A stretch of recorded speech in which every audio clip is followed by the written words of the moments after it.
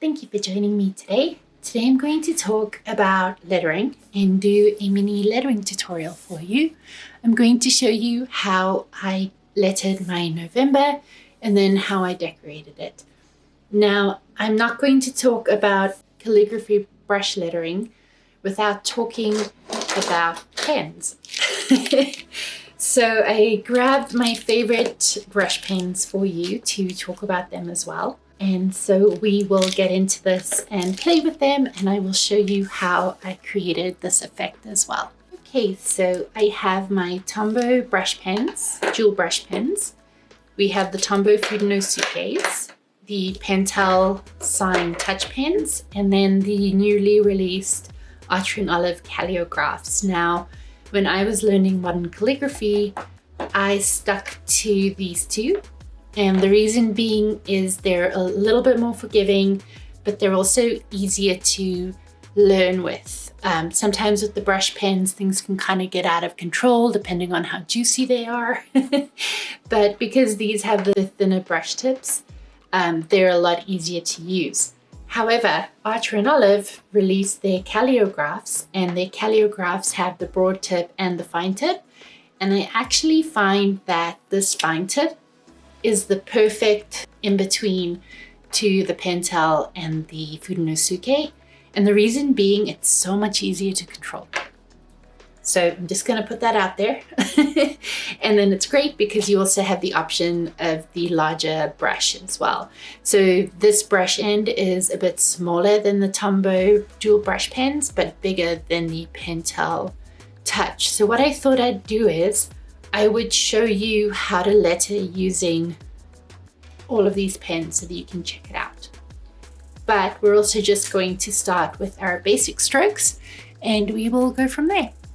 So I'm using my Archer and Olive dot grid notepad, and we're going to use this to talk about our basic strokes. I really like the dot grid paper because it's easier to measure out your strokes and keep everything in line and making sense. The other paper I love to use is the Rhodia dot grid paper. The Rhodia is a smooth vellum paper, so it's very kind to brush pens and it's not going to cause them to fray. So using my calligraph, we're going to talk about the basic strokes first. Now, when you're doing modern calligraphy, they're thin upstrokes and thick downstrokes. So that's the gist of what you need to remember when you're doing this. So again, you want to be wary of your thin upstrokes and thick downstrokes. The other basic strokes you're going to look at are the upside down U, the U, your O, your descender, and your ascender. Okay, those are the ones you want to remember. Okay, so now I'm going to get into how I did my November lettering. I'm going to use the calligraph thick brush, the broad brush pen. And we're going to take a look. I am including a tutorial sheet. I've included 2 ways to letter November, both the way I did it, which is very loopy and very fun, and then also less loopy as well. So you can check that out. So we'll start with the less loopy because it's a little bit more straightforward. But for your N, you're doing a thick downstroke and coming around. You're going to do your O. You're going to start from about the middle and come around.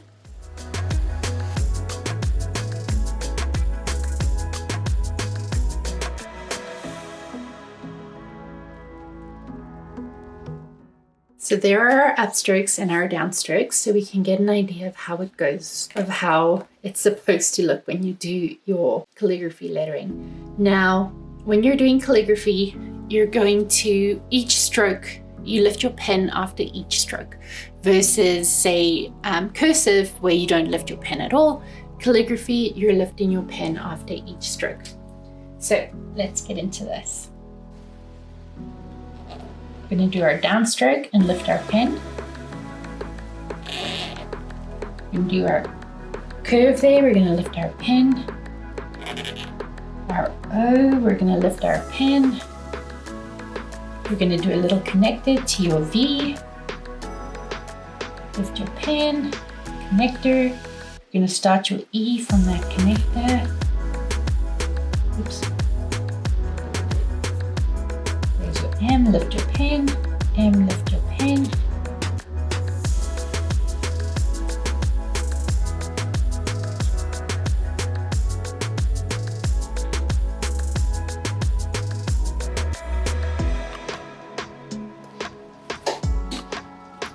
So there we have our November lettered out that way. Now to do the more curvy, let me show you what that looks like.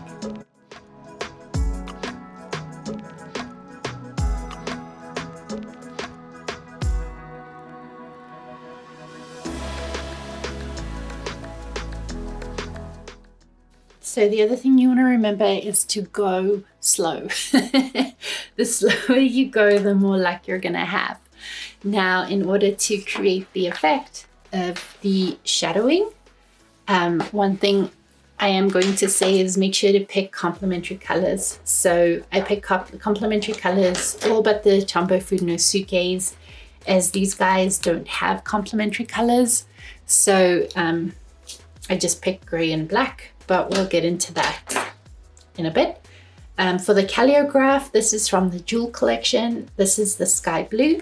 And this is the indigo. So I used the broad tip to do the lettering, and now I'm going to use the fine tip to add the shadows. So now you have two options. You can go ahead and add your shadowing now, or you can do your outlining first. For me personally, I prefer to do the outlining right now because that way I'm better able to get the shadows matched up to the lines. Of course, you don't have to outline it. It's just my personal preference to do so because I feel the lettering pops a bit more. So I'm just gonna outline my letters quickly. I'm just using a Tombow mono drawing pen. You can even use a Pigma Micron as well, whatever you have. I find that the Peppermint flares are a little bit too thick. The lines get to be a little bit too thick, so definitely try and stick to a thinner tip.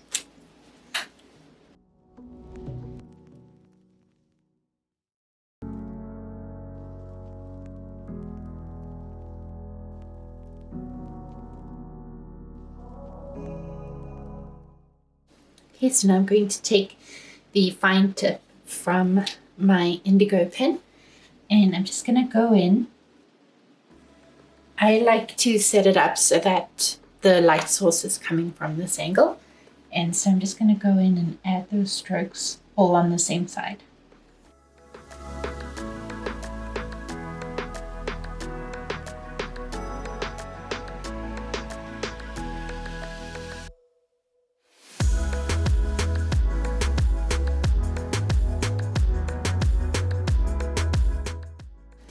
So the best part about having a fine tip like this is that it's so much easier adding the shadowing because you're able to create those downstrokes where it's thicker and then kind of ease up on the pressure when you get to the edges, like the end there, so that you get a pretty fun looking shadow. So the last thing I like to do with my lettering is to add a shine on top of it. So opposite to where I added the shadows, I'm taking a white gel pen. And this is an 8. I find the 10 is a good thickness too, but just because my brush lettering is a little thinner, I'm going to stick with the 8.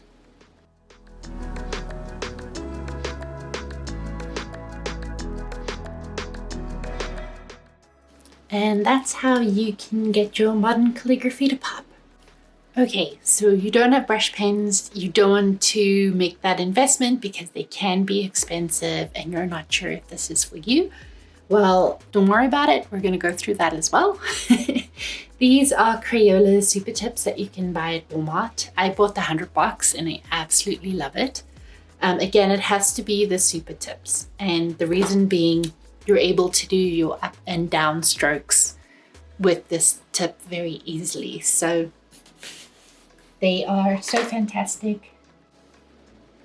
You might not have quite the same amount of control as you would for a brush pen, but they are still very excellent if you are learning. So again, thick downstrokes, you're pushing hard. Upstrokes, you are pushing less hard. Your pen is like barely touching the surface.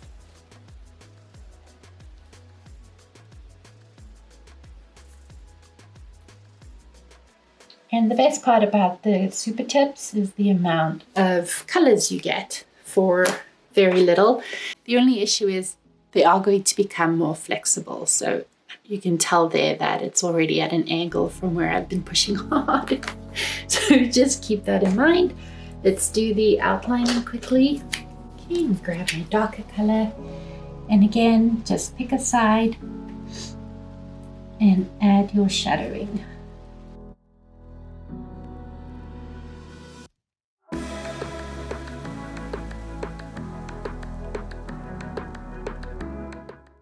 And there's still a little bit of room to add some of the white shadowing.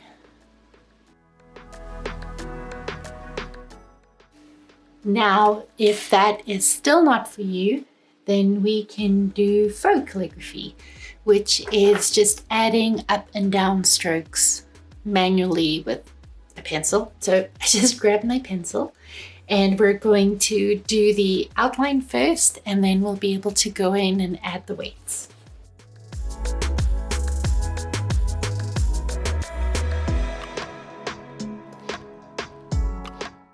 Okay, so now we have our outline, and then we're just going to go in and manually add our upstrokes and downstrokes.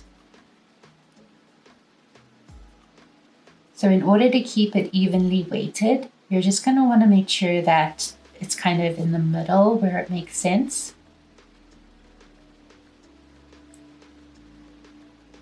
Just to give it that even weight. And definitely eyeball it to see where it makes more sense as well, or where it looks most even.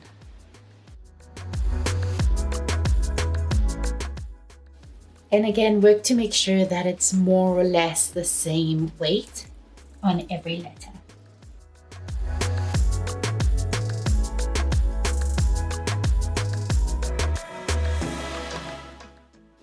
M definitely gets a bit tricky because you want to make sure you have a little bit of the same space between each of the legs, and I definitely don't, so I'm just going to make that minor correction.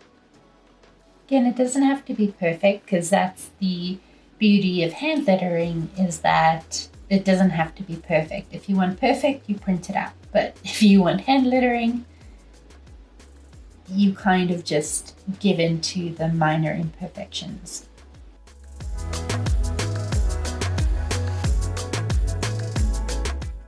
And there you have your faux calligraphy. So I'm just going to go in, I'm just going to use a Papermate Flare because it is a thicker tip.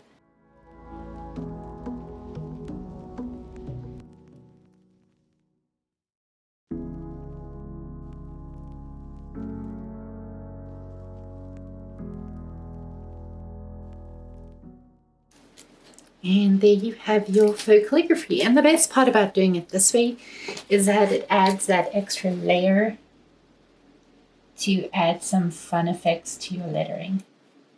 So there you go. I hope you found this helpful and I hope you enjoyed this tutorial. If there are any other questions you have, please don't hesitate to reach out to me. I would love to answer them. I haven't officially announced it yet, but I will mention it here quickly.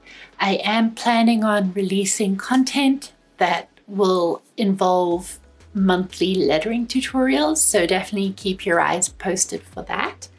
But in the meantime, I hope you enjoyed this. If there's any other pen you want me to play with or look at, just let me know down in the comments below. If you want to see more content like this, again, let me know in the comments down below. Thank you so much for your time today. I'm now going to go ahead and show you how I letter with the Fudenosukes, the Pentels, and the Tombow brush pens.